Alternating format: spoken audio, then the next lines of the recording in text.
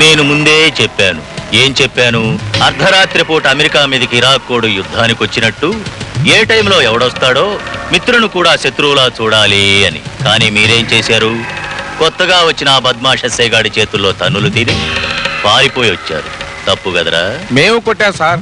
మీ పేరు చెప్పిన తర్వాత ఓహో అలాగాని రెచ్చిపోయి మరీ కొట్టాడు. ఆ పేరు చెప్పిన తర్వాత కూడా వాడు తిరగబడ్డాడంటే సామాన్యుడు కాడు, సమర్థవంతుల్లా ఉన్నాడు. మల్లిగా అయ్యా, గవర్నమెంట్ మనిషి ఊరొస్తే డబ్బు లంచం చూపించి వాణ్ణి కొనేయడం అన్నా జరగాలి, జబ్బు చేసిందని చెప్పి వాణ్ణి తినేయడం అన్నా జరగాలి. మన పద్ధతి ప్రకారం వాడికి తాంబూలం పళ్ళెం పంపించండి. ఏంటి సిఐడి కానిస్టేబుల్ గారు మేకల్ని సరాసరి లోపల తోలుకొస్తున్నారు? ఇది పోలీస్ స్టేషన్ అనుకున్నారా, మేకలు దొడ్డు అనుకున్నారే?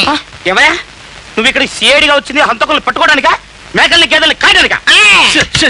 ఏమిట్రా అరిగిపోయిన టేబుల్ లాగా, పంచాయతీ మైక్ లాగా బెక్క బెక్కమని అరుస్తున్నారు? అరవడం కాదు సార్, ఈ సిఐడి గారు సరాసరి మేకలు లోపల తోలుకొస్తాను. ఆరేసిన చొక్కాలు అతికించిన వాల్ పోస్టులు కంప్లైంట్స్ వస్తున్నాయా?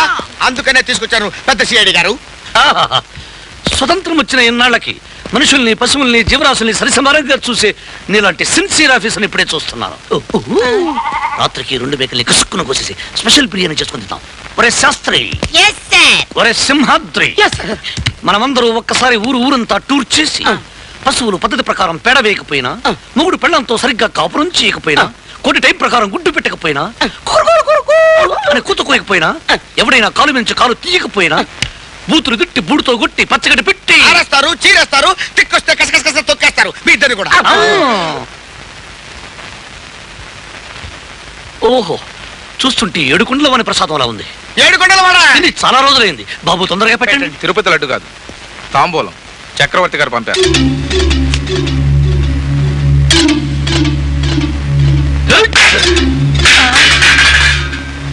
మందుతో పాటు మనీ కూడా ఇచ్చి ఇన్స్పెక్టర్ని కొందామనుకుంటున్నాడా మీ చక్రవర్తి గారు? కంచంలో లంచం పెట్టి, మంచానికి పంచెలు కట్టి, చేతులు కట్టి, కాకబట్టి కాళ్ళబెరానికి వస్తే బొక్కులో తోసేస్తాను. Get out.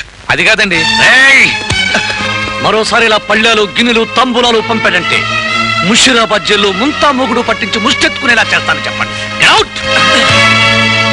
బాబు చాలా గట్టోళ్ళ ఉన్నాడు. సొమ్ముకి అమ్ముడు పని బాబుని ఇంతకాలానికి చూస్తున్నాం. కొత్తగా వచ్చిన మరో కొండవీటి సింహంలో ఉన్నాడు బాబు. నేను ముందే చెప్పాను. ఏం చెప్పాను? వాడు సామాన్యుడు కాడు, సమర్థవంతుడు అని. ఈ చక్రవర్తి కానుకల్ని కాలితో తన్నేంత గొప్పవాడు ఇంతకాలానికి ఊర్లోకి వచ్చాడన్నమాట.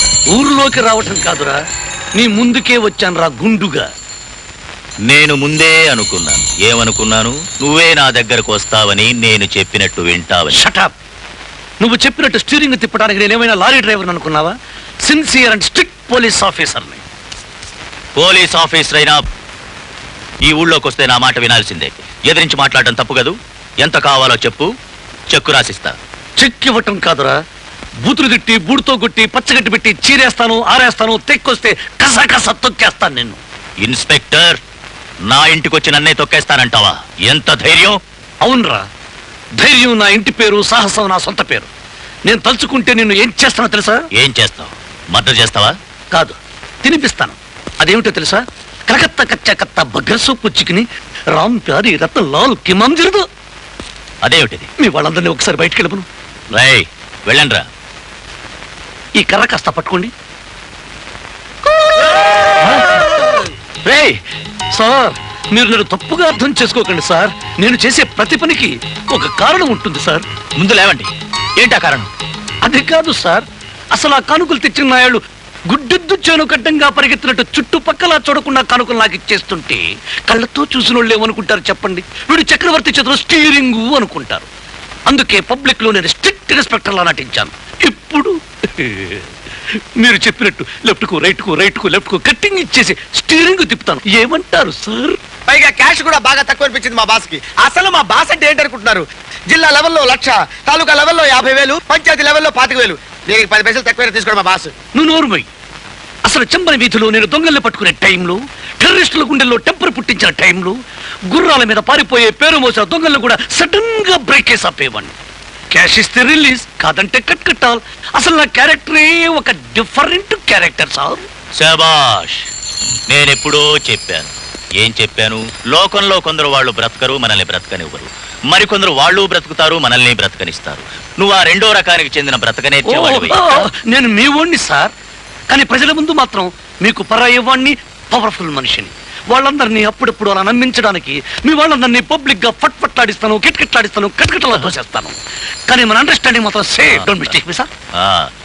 నిన్ను ఆర్మీలో తోసేస్తే యుద్ధ పథకాలు అద్భుతంగా వేస్తావయ్యా. అప్పుడే ఏం చూశారు సార్, నా పథకాలు ముందు ముందు చూస్తారు. వస్తాను సార్, రేపు కలుద్దాం సార్.